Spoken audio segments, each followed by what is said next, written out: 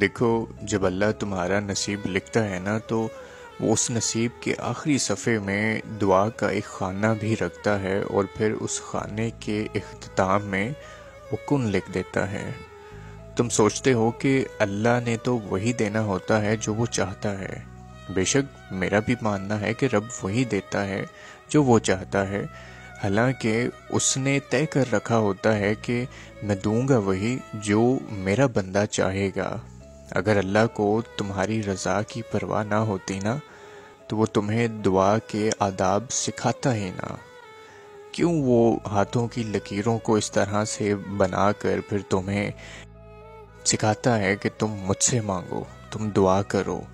آخر یہ کیوں رب نے ایسا ہمیں بار بار یہ کہا کہ میں دینے والا ہوں، تم مجھ سے مانگو؟ جبکہ لکیریں نہ بدل سکتی ہیں تو وہ تمہیں پھر معجزوں کا یقین دلاتا ہے۔ وہ کیوں یقین دیتا ہے کہ معجزے بھی ہوتے ہیں؟ جو دعاؤں کا خانہ خالی رکھا ہوتا ہے نا اس نے، وہ تم نے خود اپنی طرف سے اسے بھرنا ہے۔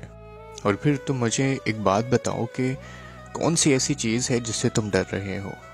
دیکھو، ڈرو مت، کچھ نہیں ہوگا۔ کس سے ڈر رہے ہو؟ لوگوں سے، یا پھر تنہا ہو جانے سے، یا پھر مستقبل سے ڈر رہے ہو جس کا آنا یقینی ہی نہیں؟ تعویذ پڑھ لو، یہ شیطان ہے جو ڈراتا ہے تمہیں تاکہ تم کم ہمت ہو جاؤ، تم اپنے رب کی جانب نہ بڑھ سکو، تم اس کی راہ پر نہ چل سکو۔ اللہ کا جو حکم بھی ماننے والا ہوتا ہے نا، وہ نہ ڈر ہوتا ہے۔ وہ دو جہانوں کا مالک ہے کہ اپنے رب پر تمہیں ذرا بھی بھروسہ نہیں ہے؟ اور اس کے ماننے والے نہ ڈر نہیں ہوتے، نہ ہی وہ تنہا ہوتے ہیں۔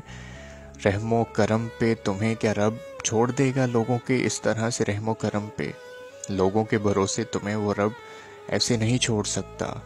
سنو، اللہ کے ماننے والے نہیں ڈرتے، نہ کبھی پچھتاتے ہیں۔ اس راہ میں خسارے نہیں ہوتے جو راہ تمہیں رب دکھاتا ہے۔